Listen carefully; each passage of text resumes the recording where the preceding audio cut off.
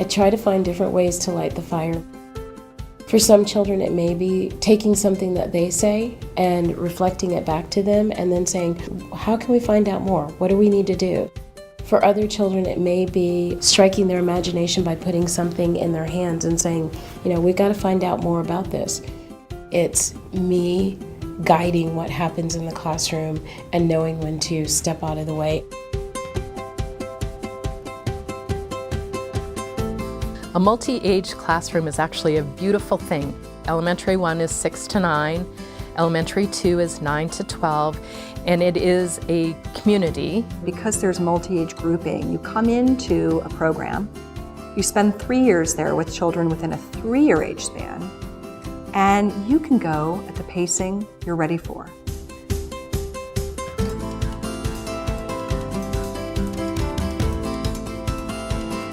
There's an individual plan for every child. When you master something in a Montessori curriculum, you can just move to the next level. The child doesn't move on until the child is ready to move on and has a deep understanding. The teacher's going to individualize where each child is, but you're also going to learn from each other.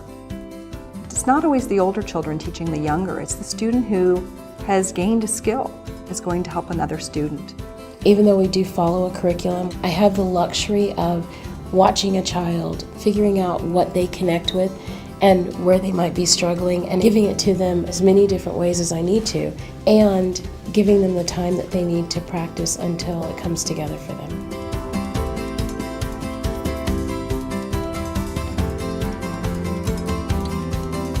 One of the cornerstones of Montessori is that we want to allow children and young adults to be as independent as they can.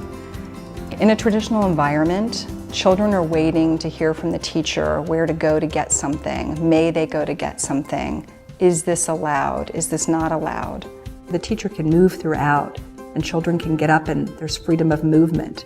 There's the ability to repeat tasks if needed, and the teacher's there to support. Ultimately, we want the children to be responsible for their own learning.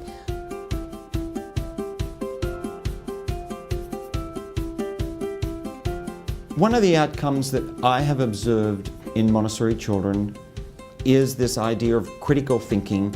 They've got a problem, they throw out lots of guesses of what the answer might be.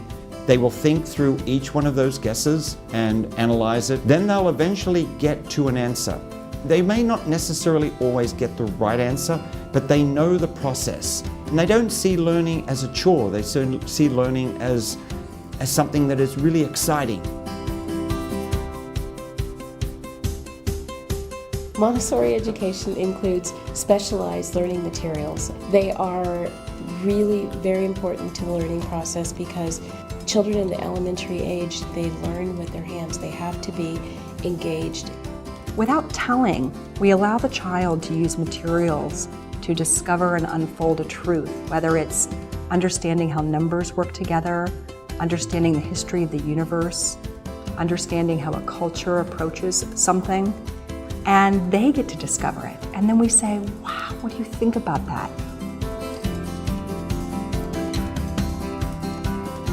All the education in the world doesn't matter unless a child has that sense of self and identity and has that ability to understand that kindness changes everything and that through that they can change the world. It really develops the foundation for what Maria Montessori saw as a civilized human being moving forward through their learning, which is lifelong. When my 6th graders walk out the door, I know they're ready. They're ready intellectually, they are ready emotionally, they're ready socially to navigate the next part of their education.